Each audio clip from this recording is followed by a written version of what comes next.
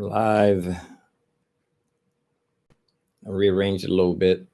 Have my microphone directly in front of me.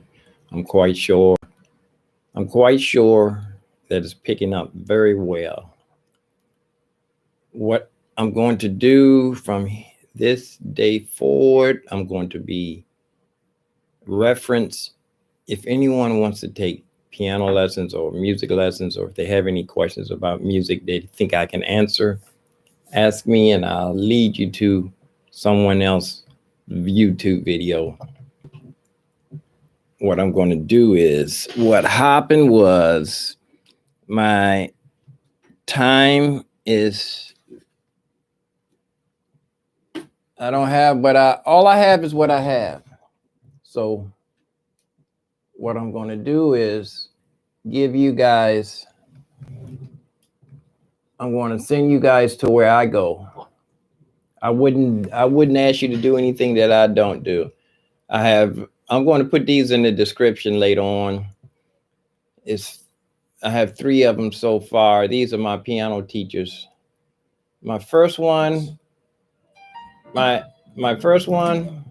I recommend, it might seem complicated. This guy's twice. Hewitt. I accidentally deleted them. Let me go back and get them again. Here we go. I'm going to go find them. Apologize, I'm not prepared here. Get ready to wake up. I'm ready to do my smoothies. I got to open the can of fruit. This guy here. This guy. It's my favorite. This is the home of the jazz. When I first started listening to him, the stuff was, I went to school. I went to Modern School of Music years ago. And what happened was, when I went to this guy's site, it was stuff he was talking about years ago when I first started reading my fake books. 11s and 13 chords seemed like something scary. Come to find out, it was just 11th is just a 4. 4th, a 4. You're playing a regular chord. It's that 4. There's a 1, 2, 3, 4. It's your 4th finger if you're holding a major chord, it's your 4th finger. You just add in that. And the 13 is the 6. 1, 2, 3, 4, 5, 6, 7, 8, 9, 10, 11, 12, 13. 13, yeah, 13 is a 6 and 11 is a 4. It's easy as that. The flat 5 is when you play 5 and move 5 down your 5th. 1, 2, 3, 4, 5, flat 5. I say that to say, when I started listening to him, I went to Modern School of Music, and everything he was talking about, I remember the first time I went to a school of higher learning, not being very good in regular school. I used to have bad dreams about high school for years after I got out of school. School was not a good thing for me. It was nothing but a bad nightmare. Not being a good reader. If you couldn't read really good, they put you in remedial reading. And now after that, it was over. You were labeled with not being smart at all. You didn't get A's and B's. If you didn't know how to take the tests, if you didn't know how to answer the questions on the test, you don't answer the questions the way they want you to. I mean, the way that it's worded, you have to figure out. It wasn't worded for me. That's another story. I figured it out later on. Someone explained it to me. He said, don't answer the question the way, just give the answer that they want. Give the answer that they want. Now, these videos here, this guy, Hewitt, let me run through this one first. This guy is very good. He used to play with the top jazz guys. You're like him. Mr. Hewitt, they call him the big KH. And I'm going to put all this in my descriptions. give you a little bit sample. And the ultra dominant ego man. So he has a thing that he does with he does another character he called the ultra dominant ego man. Let me see if I can find one of them. Let me go here, open this up. He does a lot of how to, he has some beginning courses too, if you're just starting out. And you will love him. Stuff may seem complicated at first, but, and then see, if you just starting out, write to me, leave a comment, and I'll give you, all you need to learn is the basics, major and minor scales. Okay, here's another guy. I didn't even show you this one, huh? Let me just pick one. Cool. The Genius of Cole Porter. Let me see how to play 10. Let's just grab something and watch a little bit. Skip the intro. Okay, here we go. Well, friends, welcome to the Jazz Ranch. Hip Cats, Groovy Chicks, and Finger Poppin' Daddies. People have asked me, they say, how do you play those tenths in your left hand? That spread in your left hand. My hands are too small. I can't play that. So I have a special technique that I call the jump technique. I'm going to show you that this evening and how to use it in a tune. And, you know, people also ask me, said, why are you always wearing shades? You know, there they are off. So there you are. So here we go with tenths. He's funny. I like him. Make your playing and your sound big. Here we go. And he does like this. He has this set up like this, and he explains everything with you right over top of the keyboard, so you can't lose. If you slow it down, even if you don't know what he's talking about, you can always slow it down and take one little section at a time, right? This is one guy. He's really good. Even if you don't read music, if you do what this guy says and practice pick one video and then just study that one. Spend a month on one video.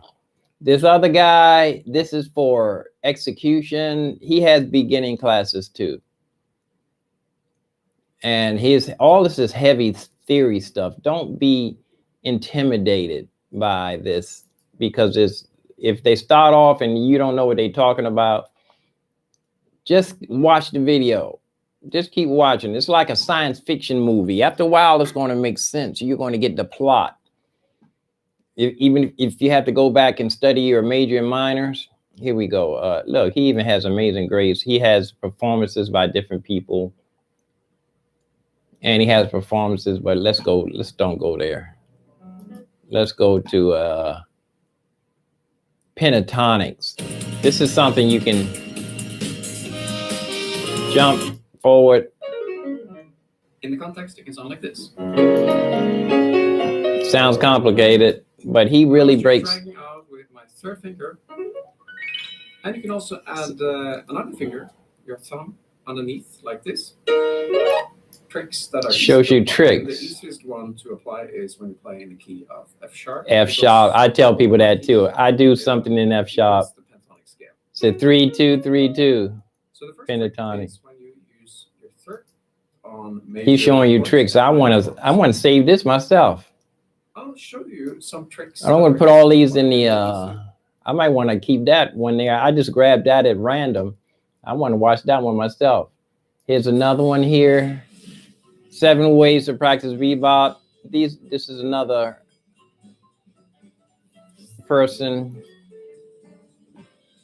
And let me jump ahead here. First octave, it's not going to sound that 2 and 3. And this one's really progressive, but he breaks it down.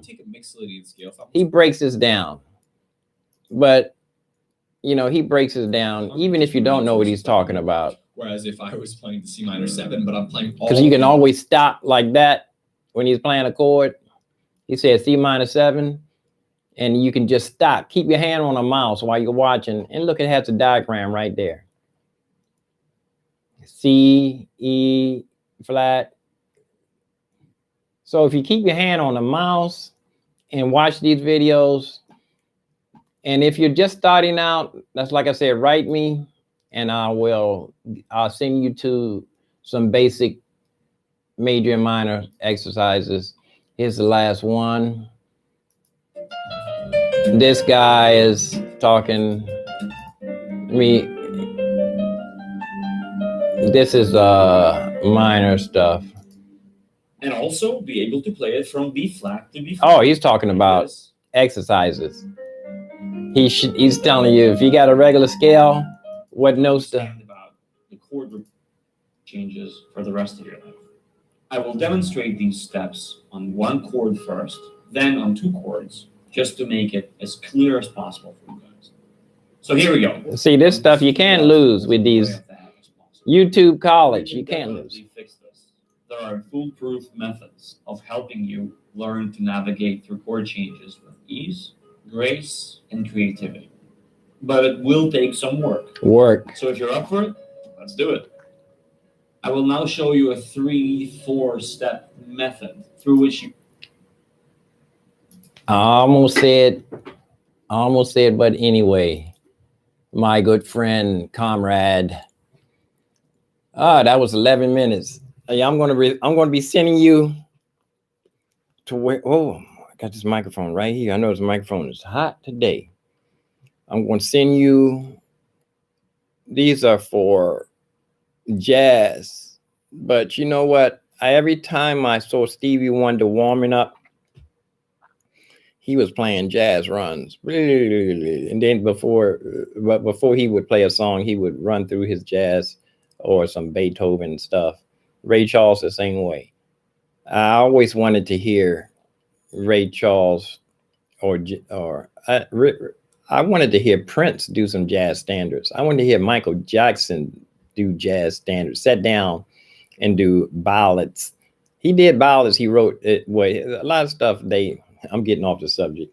I was going to say a lot of stuff they didn't write themselves. A lot of stuff people write songs for musicians all the time, and they go through a group of people. They go through like 50 different people and pick out what songs they want. They might go to one guy and pick 3 songs and put it on a chart. Because there's a album that I heard about that Michael Jackson had of all the charts of the songs. And Michael Jackson was trying to figure out our album cover. And the guy said, your album cover's in there hanging on the wall. And it was a chart of the songs with the 3 next to it or different color songs that he had got from different people. Where did that come from? I don't know. Let me get ready to get out of here.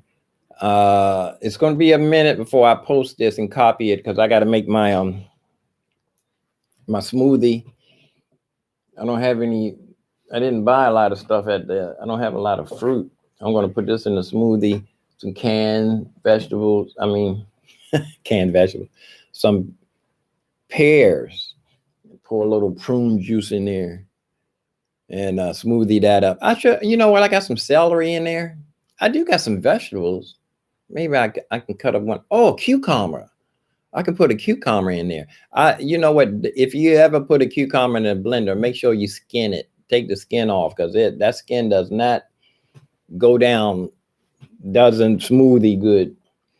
I'm out. See you guys. I'm going to be sending you to YouTube college in the music scale. So let me know what you think. Leave a comment.